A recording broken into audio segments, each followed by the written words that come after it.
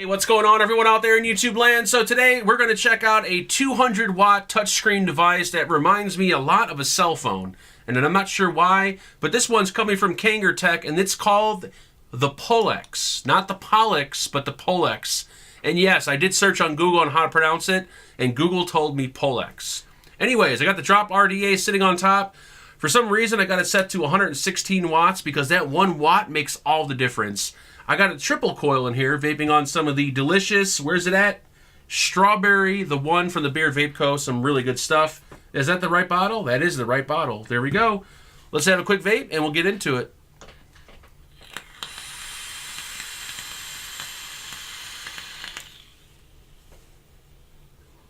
You guys might notice the Christmas tree behind me. That is the famous Christmas tree that I use every year, and also there is a humongous, I'm going to say 4 feet tall, a 4 foot tall stocking sitting behind me that we're going to check out in a moment, and we're going to talk about the Christmas giveaway that will be coming up this month. But before we get into that, the Pollex device was sent over directly by Kanger Tech for the purpose of this review. If you guys are looking to pick one up after the video, I did do a search online, found it at a few websites. Going price anywhere between $62 and $73. Alright guys, let's have an up-close look at the Pollex 200 watt touchscreen device. This one coming from Kanger Tech. Give you guys a quick look at the presentation box. Nothing really too fancy about the box, but there you go. Inside the box, you're going to get the Pollex device.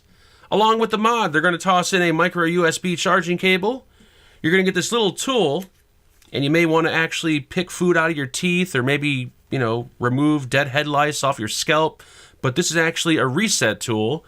And they're also going to include this really, really thick user manual. Dimensions on the Pollex, we're looking at 86 millimeters tall, 48 millimeters wide, and 24 millimeters thick. It is constructed of a aluminum alloy. It's available in, I think, 4 color options to be exact, and it only weighs in at 150 grams, a really lightweight device. If we do a quick size comparison of the Pollex up against the dual 18650 Therion, just to give you guys an idea on the size, you'll see the Pollex is probably a little bit smaller than the Therion. Starting at the top, we're going to have your stainless steel 510 connection with a gold-plated spring-loaded pin in the center. And what I like about this 510 connection is that it's in the center of the device. So all your atomizers are going to line up perfectly, and they're going to look really good sitting on top of this mod. Now, because it only measures 24 millimeters thick, we're going to screw down a 25 millimeter RDA because that's the size that I always use on top of these devices, just to get an idea as to what atomizers will overhang or not. And you'll see the 25 millimeter Kennedy has just a little bit of overhang on the front and on the back. So if you want it to sit completely flush along the sides, 24 millimeters is going to be the limit. 25 millimeters will get you just a little bit of overhang, and anything over 25 is probably going to look ridiculous. Along the side, we're going to have your nice large firing switch. Very easy to locate, very comfortable to use. It is clicky, it is responsive. I've had no issues with the button. It does have a bit of a kind of a loud click to it, but other than the sound of the button, you know, I really had no problems.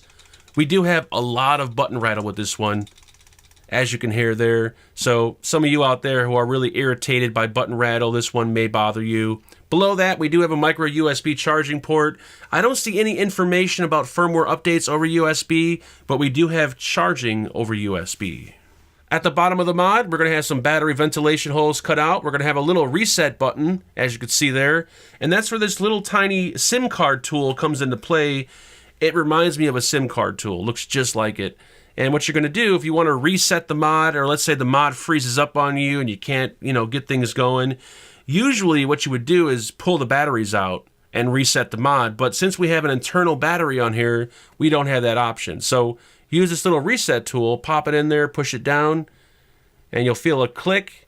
And there you go, the mod will reset back to factory default settings.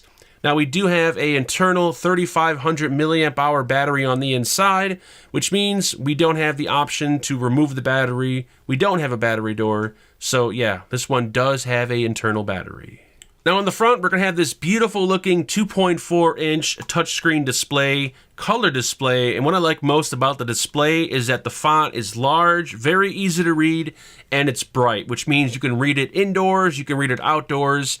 with no problem. We have a brightness control in the menu, and we'll dive into the menu in a moment. Below that, we're not going to have any buttons because, once again, this is a touch screen, so all your adjustment is going to be done, via the screen. At the top right here, this is not a button.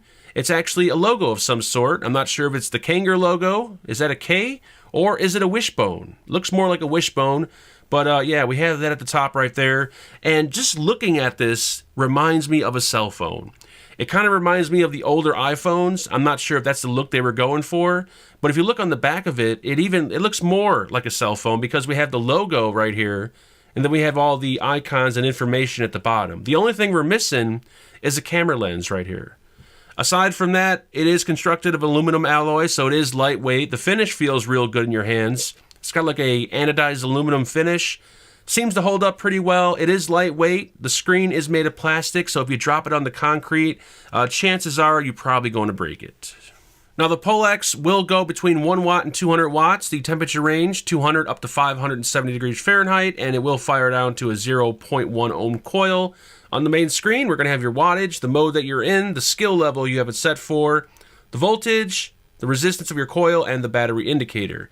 At the bottom right here, we're going to have your 3 icons, your menu, the different modes, and the different skill levels. If we swipe this little arrow, we have beginner, intermediate, expert. We select beginner, and as you can see there, we only have wattage mode. No temperature mode, no memory mode, nothing like that. All you can do in beginner mode is adjust your wattage.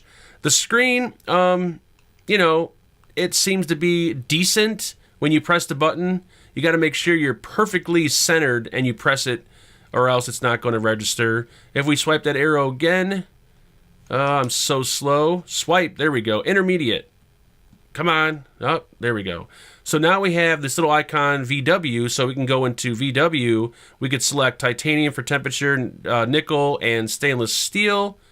And now in temperature mode, we have the temperature on the display. We don't have the option to adjust the wattage, which is kind of a bummer. Now, if we swipe one more time, we can go to expert. And now we have the addition of M1 and M2, which will allow us to adjust the curve of our vape in either power mode or temperature mode. Selecting the little gear icon over here will allow us to adjust work setting, power setting, display, and we'll get the system info. Work setting, if I wasn't so slow, as you can see here, is going to be all your different materials of wire. If we go back, power setting, we can adjust the timeout, the auto shutdown, etc., etc. Display, we got the brightness, screen lock, we could change the wallpaper, we could power it off. If we go to wallpaper, we get these 4 interesting looking wallpapers. Go ahead and select your desired wallpaper, and now you can vape with this interesting looking skull on the screen. And if you prefer not to have your wallpaper showing, hit this arrow at the bottom, and there you go. Your regular screen is back. Or if you prefer the skull, hit the arrow at the top. Come on, there we go. And you could still vape once again with the wallpaper in place, which is kind of cool. If we go back into the little gear icon, come on, register. There we go. We got system info, which is going to be your serial number, firmware version, and all that jazz.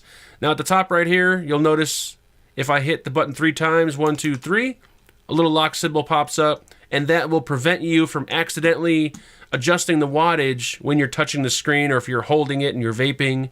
Make sure you enable that lock feature. Very, very important. And aside from that, 1, 2, 3, 4, 5 will turn the device 1, 2, 3, 4, 5 on and off. So let's talk a little bit about the Pollex. I hope I'm saying that right. So the Pollex, I can guarantee you, was designed after a cell phone.